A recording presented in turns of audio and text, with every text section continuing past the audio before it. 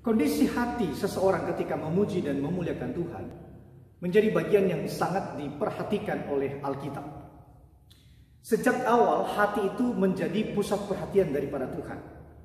Manakala Daud dipilih, maka Allah mengedepankan soal sikap hati seseorang, bukan soal rupa, bukan soal apa yang dia miliki, bukan soal apa yang dia pakai, tetapi hati, bagaimana hatinya di hadapan Allah.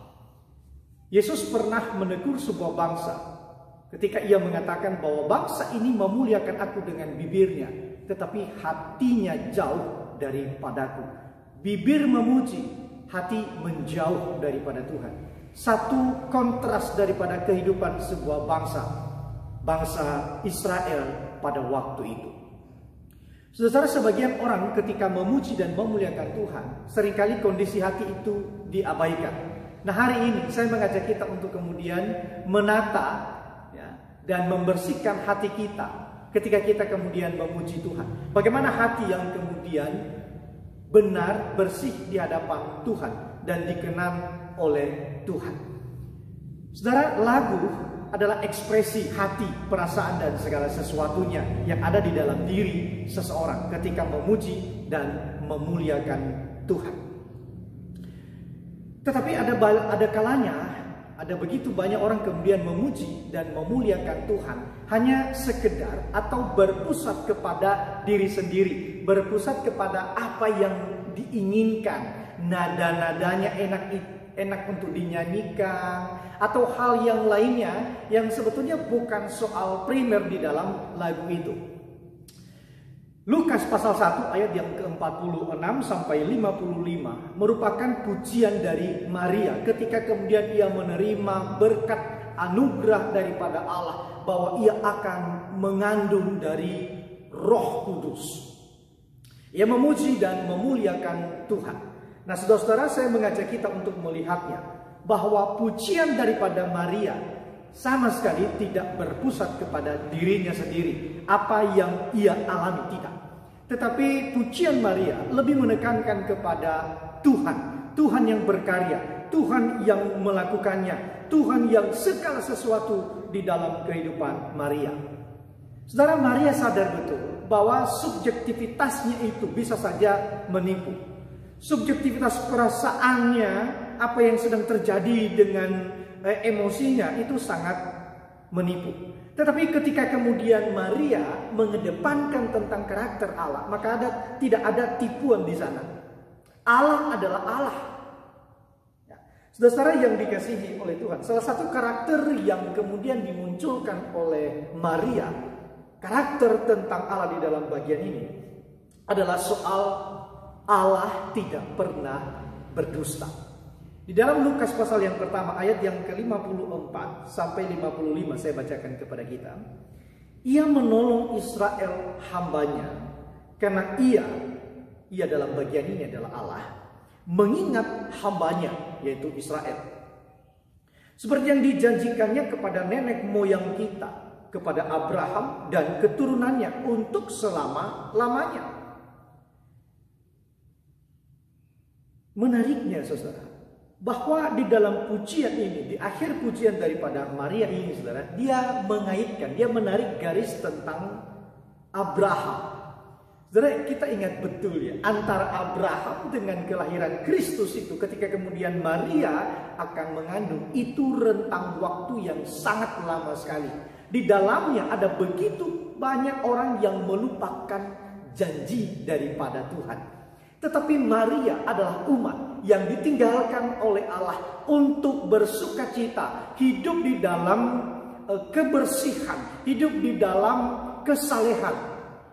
Dan mereka yang disebutkan orang yang berbahagia. Kenapa? Karena mereka mengalami penggenapan daripada janji Tuhan. Saudara, di dalam Galatia pasal yang keempat, ayat yang keempat, Paulus menegaskan, mengingatkan kepada jemaat di Galatia bahwa setelah genap waktunya Kristus itu lahir. Saudara perhatikan bahwa setelah genap waktunya itu bukan peristiwa dadakan. Itu bukan karena sesuatu atau kondisi tertentu maka kemudian Yesus diminta untuk kemudian dilahirkan. Tidak, saudara.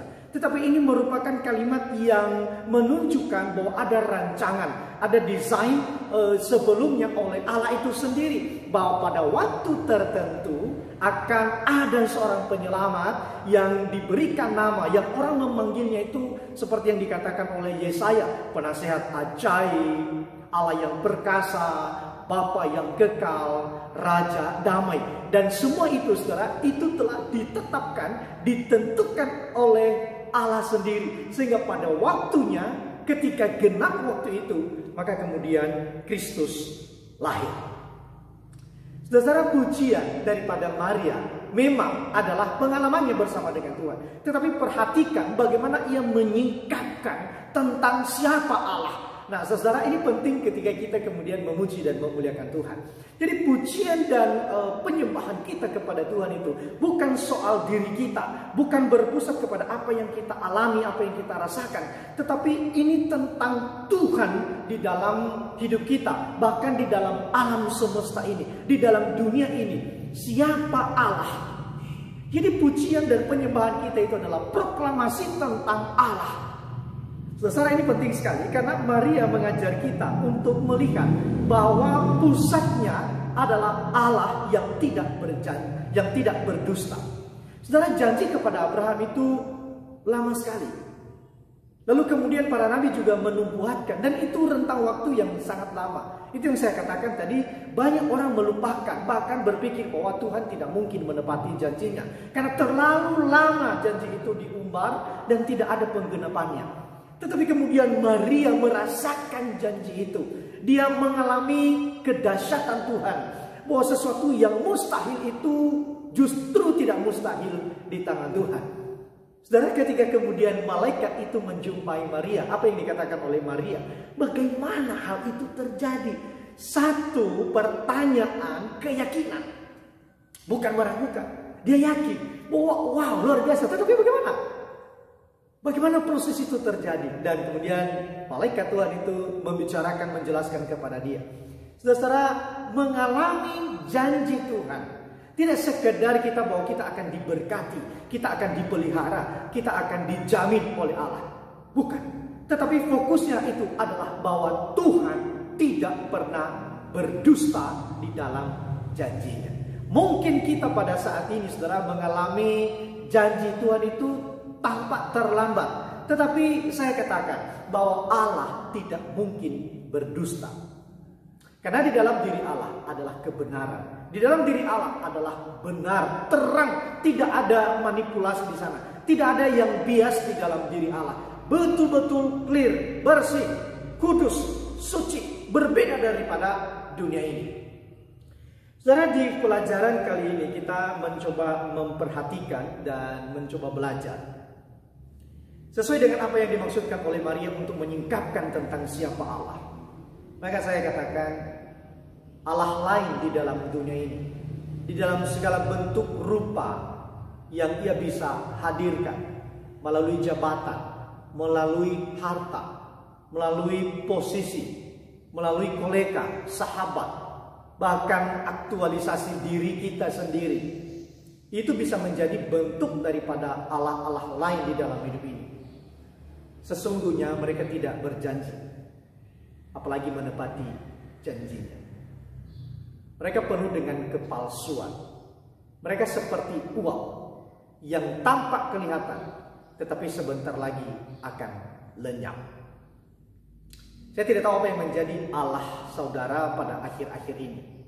Tetapi di momen Natal pada tahun 2020, yang sekian lama kita berdiam diri di rumah masing-masing, yang tampak kelam, siapa Allah? Itu yang pertama. Yang kedua, saudara, Maria juga mengajak kita bahwa umat yang sejati itu adalah menaruh harapannya kepada Allah yang sejati. Allah yang sejati adalah Allah yang menepati janjinya. Ia tidak sekedar berjanji, mengumbar janji-janji manis, tetapi dia sendirilah yang akan menepati. Dan Allah sudah menepatinya itu. Sejak Kejadian pasal yang ketiga, ayat yang ke-15, janji itu juga telah diungkapkan oleh Allah sendiri, bahwa keturunannya akan meremukkan kepala daripada si ular itu. Dan kini hadir di dalam Kristus Yesus. Allah telah menggenapi janji itu. Kristus Yesus adalah juru selamat kita yang membawa kita semakin mengasihi dan mencintai Allah. Karena dirinya sendiri adalah Allah pula.